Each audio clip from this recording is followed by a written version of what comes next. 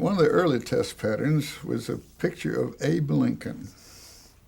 We'd print that with black ink on aluminum background, and you scan that picture in a cathode ray tube, and that picture would then appear video-wise onto another cathode ray tube as a transmitter-receiver combination. Mm-hmm.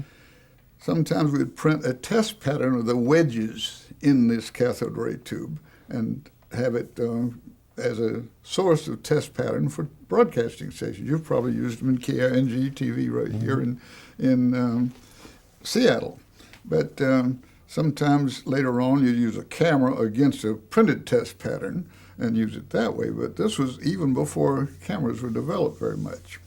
The early days, Dumont, in developing its studio equipment, bought the iconoscopes from Dave Sarnoff and Vladimir Zworykin down at RCA, and we'd put those into the cameras at Dumont. And I remember this same Morris Barton, who had been in South Carolina working with me in the early days, we'd hired him to work at Dumont.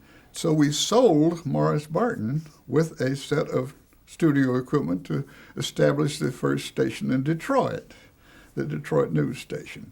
When I say sold an engineer with a station, you know what I mean.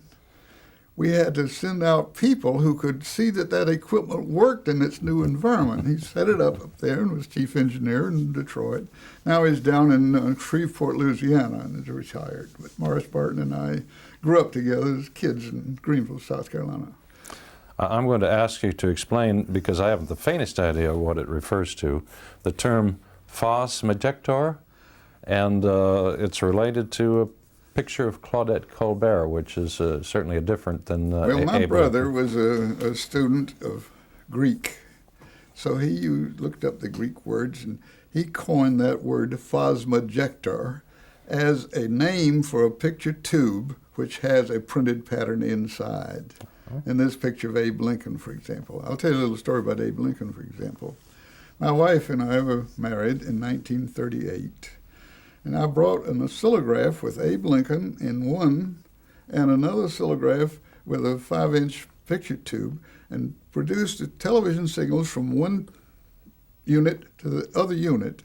And you could change the scanning lines because you have a horizontal sweep in the one tube, one oscillograph, and another horizontal sweep in the other. I'd use it for the vertical on the other axis, cross the sweeps between them, and we could demonstrate the television. We took that all around the United States on our wedding trip, including Ernst Lawrence down in Berkeley.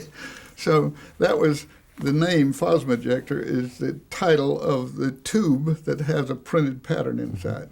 And customers could order whatever printing they wanted in there. We'd make the tubes and ship them to them for test signals for all kinds of purposes.